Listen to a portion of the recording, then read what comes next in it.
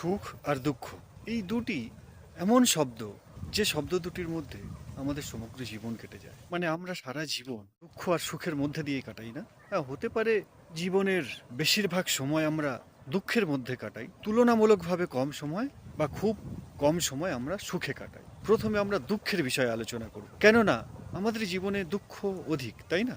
মানে জীবনের একটা বড় সময়কাল দুঃখের মধ্যে কাটে। আর দুঃখ শব্দটি আমি প্রথমে এই জন্য আলোচনা করছি, কারণ যা কিছু পরিবর্তন, ক্রান্তি, উন্নতি, বিকাশ, প্রগতি, নির্মাণ, সৃষ্টি, উদ্ভাবনা, উৎপাদন ইত্যাদি আমরা করেছি, এর পিছনে একটি কারণ হলো দুঃখ। দুঃখ আছে বলে তার উপায় খোঁজার জন্য আমরা এই সমস্ত কিছু করেছি, না? তো এ হলো এক দিক। আর অন্য দিক হলো জ্ঞানীরা, আমাদের মহাপুরুষরা, সাধু, সন্ত, দার্শনিক, অনেক লেখক রয়েছেন যারা জীবনকে দুঃখ বলে অভিহিত করেছেন, যারা বলেছেন যে জীবন হলো দুঃখ।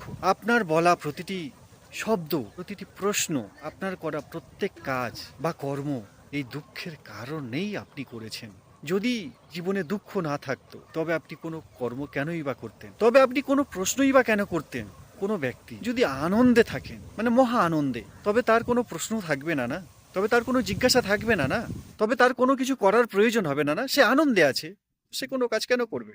এই বিষয়ে মহাত্মা বুদ্ধের ওই মহান উক্তি, সর্বম দুঃখম, সবকিছুই দুঃখ, জীবন দুঃখই। কারুর কারুর এই বক্তব্য খুবই অদ্ভুত বলে মনে হবে, যে এ কি বলছো, জীবন দুঃখের? আমি তো এই তো বেশ সুখে আছি, চাকরি বাকরি করি, বড় ঘর বাড়ি রয়েছে, পুত্র কন্যা, মা বাবা, আত্মীয় পরিজন সবই তো রয়েছে, আমি তো বেশ সুখে আছি, এখানে দুঃখটা কোথায়? তাদের জন্য আমার একটা প্রশ্ন, যে আপনার জীবনে যদি দুঃখ নেই, তার মানে আপনি যা পেয়েছেন তাতে আপনি তৃপ্ত হয়ে গেছেন।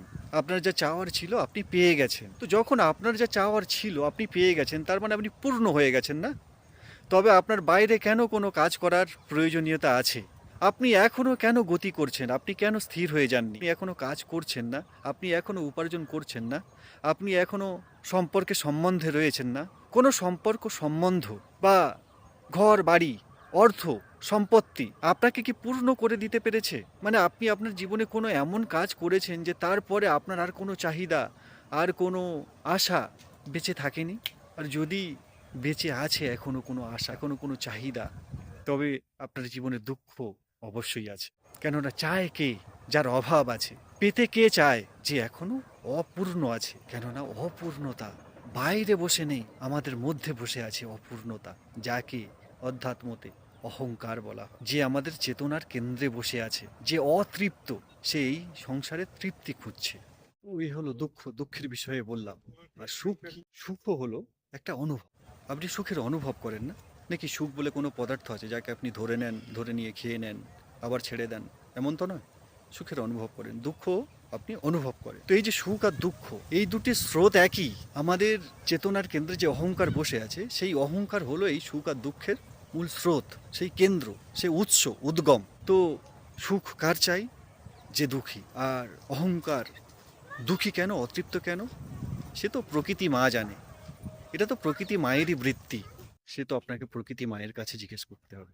তাই যেহেতু সুখ আর দুঃখের কেন্দ্র একই, তাই সুখে আপনি অনেক বেশি উল্লাসিত হবেন না, সুখে ভেসে যাবেন না।